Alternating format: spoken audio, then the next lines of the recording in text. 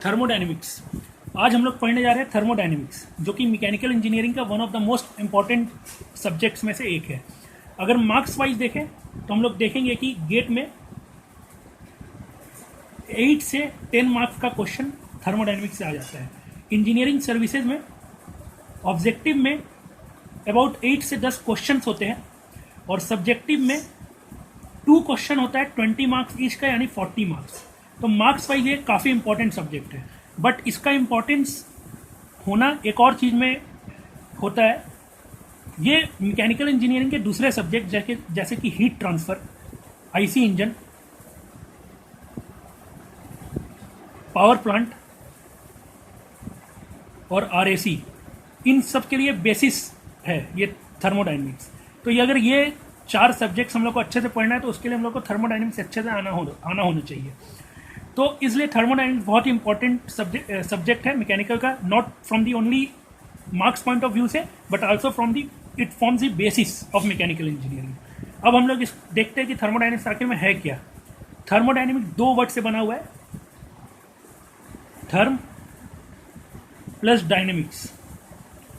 Therm का मतलब होता है हीट और डायनेमिक्स का मतलब होता है मोशन या पावर या वर्क। मतलब थर्मोडायनेमिक्स एक्चुअली में स्टडी है हीट को मोशन या वर्क में कन्वर्ट करने का, to be specific mechanical work में कन्वर्ट करने का। अब हीट जो है वो यूजफुल फॉर्म ऑफ एनर्जी नहीं है और वर्क जो है वो यूजफुल फॉर्म ऑफ एनर्जी है, या हम दूसरे वर्ड में बोले तो ये डिसऑर्गेनाइज्ड फॉर्म है, और अगर वर्क को दूसरे फॉर्म में बोले तो ये ऑर्गेनाइज्ड फॉर्म ऑफ एनर्जी है। इसका मतलब क्या है, नॉट यूजफुल या यूजफुल, कि अगर हम लोग को फिक्स अमाउंट का हीट दे दिया जाए तो हम लोग उसका कोई अच्छा यूज़ नहीं कर सकते, बट अगर हम लोग को वर्क दे दिया जाए तो हम लोग का असली काम वर्क से ही होगा। अगर हम लोग को फैन चलाना है, एसी चलाना है या कुछ और भी चलाना है तो हम लोग को उसके लिए वर्क का रिक्वायरमेंट होता है, ना कि हीट का। अगर हम 80 जूल किसी को हीट दे देते हैं फॉर एग्जांपल, तो 80 जूल हीट का हम कुछ नहीं कर सकते हैं, लेकिन वही 80 किलोवाट या 80 किलो जूल वर्क दे देते हैं। वाट का मतलब हो गया जूल पर सेकेंड। अगर वर्क दे देते हैं या पावर दे देते हैं तो उससे हम बहुत सारे एप्लायंसेस चला सकते हैं या अपना काम कर सकते हैं। इसलिए इसको बोला जाता है डिसऑर्गेनाइज्ड फॉर्म और इस वर्क को बोला जाता है ऑर्गेनाइज्ड फॉर्म। इसी को अगर टेक्निकल वर्ड में in term of thermodynamics word बोला जाता है low grade energy, low grade energy, और वर्क को बोला जाता है हाई ग्रेड एनर्जी। तो लो ग्रेड से हाई ग्रेड की तरफ ट्रांसफॉर्म करना थर्मोडायनेमिक्स में हम लोग पढ़ते हैं। अगर सिंपल वर्ड्स में बोले कि थर्मोडायनेमिक्स है क्या, तो जितना भी नेचुरल प्रोसेस है इस दुनिया में, इस वर्ल्ड में, उस नेचुरल प्रोसेस को होने के लिए जो भी लॉ गवर्न कर रहा है, उस लॉ के बारे में हम लोग थर्मोडायनेमिक्स में स्टडी करते हैं। फॉर एग्जाम्पल, अगर कप ऑफ कॉफ़ी है, अगर हम लोग कप ऑफ कॉफ़ी ले आए और उसको रूम टेम्परेचर पे रख दिए पीने के लिए, थोड़ा वेट कर रहे हैं कि ठंडा हो जाए, तो थोड़ी देर बाद क्या होगा, वो गर्म था पहले, अब धीरे धीरे वो अपना टेम्परेचर डिक्रीज होगा उसका और धीरे धीरे वो रूम टेम्परेचर की तरफ आ जाएगा। फॉर एग्जांपल, स्टार्टिंग में ये 50 डिग्री पे होगा तो धीरे धीरे ये 25 डिग्री पे आ जाएगा। तो ये जो टेम्परेचर का कन्वर्जन है, टेम्परेचर जो डिक्रीज हो रहा है, ये किस लॉ से डिक्रीज हो रहा है, ये लॉ हम लोग पढ़ेंगे थर्मोडायनेमिक्स में, और क्यों हो रहा है। तो इसी टाइप का जितना भी नेचुरल प्रोसेस है जिसमें एनर्जी इंटरेक्शन का बात हो, एनर्जी इंटरेक्शन, 2 तरह की एनर्जी इंटरेक्शन, एक तो हीट इंटरेक्शन, एक वर्क इंटरेक्शन, या दोनों का कंबाइंड। अगर इस 2 की बात हो रही है तो उसके कन्वर्जन में जो भी लॉ गवर्न कर रहा है उस लॉ के बारे में हम लोग पढ़ते हैं थर्मोडायनेमिक्स में। और अगर एक चीज लिखना हो, अगर थर्मोडायनेमिक्स का डेफिनेशन लिखना हो तो हम लोग ये लिख सकते हैं कि thermodynamics is the study of energy interaction and its effect on properties of system. मतलब थर्मोडायनेमिक्स का अगर डेफिनेशन, प्रॉपर डेफिनेशन देखा जाए तो thermodynamics is the study of energy interaction and its effect on the properties of system. तो अब system क्या है, प्रॉपर्टीज क्या है, एनर्जी इंटरेक्शन तो हम समझ गए कि एक एनर्जी का ट्रांसफर होना दो मीडियम के बीच में, वो एनर्जी या तो हीट हो सकता है, वर्क हो सकता है इस थर्मोडाइनमिक्स के केस में, और उसका इफेक्ट सिस्टम के प्रॉपर्टीज पे क्या होता है उसके बारे में हम लोग को पढ़ना थर्मोडाइनमिक्स कहलाता है। अब प्रॉपर्टीज और सिस्टम क्या होता है ये देखना होगा। तो सिस्टम क्या है, एनीथिंग अपॉन विच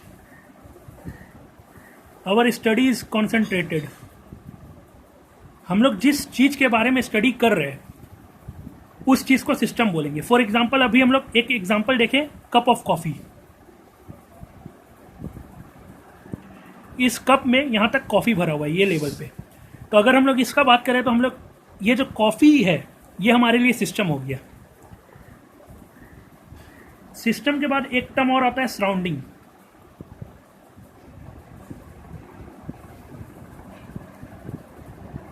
सिस्टम को छोड़ के जो भी चीज बचा हुआ है यूनिवर्स में वो हो जाएगा उसके लिए सराउंडिंग।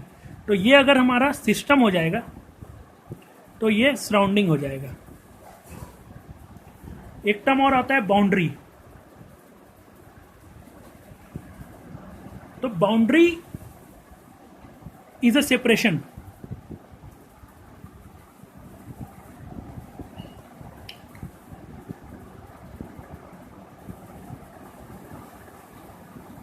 सिस्टम और सराउंडिंग के बीच जो चीज सेपरेशन होता है उसको हम लोग बाउंड्री बोलते हैं। जैसे इस साइड में ये बाउंड्री हो गई, ये कप ऑफ कॉफी है, एक कप कॉफी का है, अंदर इसके अंदर हम लोग कॉफी भरे हुए, ये जो सेपरेशन है जो कप है ये बाउंड्री हो गया। और यहाँ पे 4 बाउंड्री है, 1 2 3 4।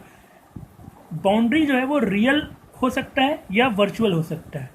फॉर एग्जाम्पल ये बाउंड्री, ये बाउंड्री, ये boundary, left side boundary, right side boundary और बॉटम वाला बाउंड्री रियल है। जो अपर बाउंड्री है वो एक्चुअल में रियल नहीं है, वो कुछ मटेरियल ऐसा नहीं लगा हुआ है जो उसको सेपरेट कर रहा है, बट हम लोग जो कॉफी का लेयर है वो उसको सेपरेट कर रहा है, तो वो वर्चुअल बाउंड्री हो गया। बाउंड्री रेस्ट में हो सकता है और मोशन में भी हो सकता है। फॉर एग्जाम्पल इसी एग्जाम्पल में देखें तो लेफ्ट साइड, राइट साइड और बॉटम वाला जो बाउंड्री है वो फिक्स्ड है, वो रेस्ट में है, वो हिल नहीं सकता है। लेकिन ये बाउंड्री अगर हम लोग थोड़ी देर के बाद कोई कॉफ़ी पी रहा है कोई इंसान, तो थोड़ी देर के बाद हो सकता है कॉफ़ी का लेवल यहाँ पे आ जाएगा। तो बाउंड्री जो ये अपर बाउंड्री है वो मूव कर रहा है, टाइम के साथ घट रहा है, बाउंड्री नीचे जा रहा है, तो वो मोशन में है। दूसरा एग्जाम्पल अगर हम बोले अपने मैकेनिकल के टर्म में तो एक पिस्टन सिलेंडर अरेंजमेंट देखते हैं। ये है पिस्टन, ये है सिलेंडर। हम लोग पिस्टन सिलेंडर में गैस का स्टडी कर रहे हैं, तो हमारे लिए ये सिस्टम हो गया, गैस जो हो गया सिस्टम हो गया। इसके अलावा जो भी है वो सराउंडिंग हो गया। तो अगर हम लोग इसको हीट एनर्जी प्रोवाइड करते हैं तो इस गैस का प्रेशर इंक्रीज होगा, और प्रेशर इंक्रीज होने के कारण पिस्टन अपवर्ड मूव करेगा। जब अपवर्ड मूव करेगा तो ये एक्चुअल में क्या हो गया कि इसका हमारे सिस्टम का 4 बाउंड्री है, लेफ्ट राइट बॉटम और टॉप। तो जो लेफ्ट राइट और बॉटम है वो तीनों फिक्स है, बट टॉप बाउंड्री जो है वो पिस्टन के मूवमेंट के साथ साथ बाउंड्री भी मूव कर रहा है, तो that boundary is in motion. तो ये एक मिसकंसेप्शन होता है सबको कि बाउंड्री हमेशा फिक्स होता है, but boundary can be in motion. Rest और इसको फिक्स लिख लो।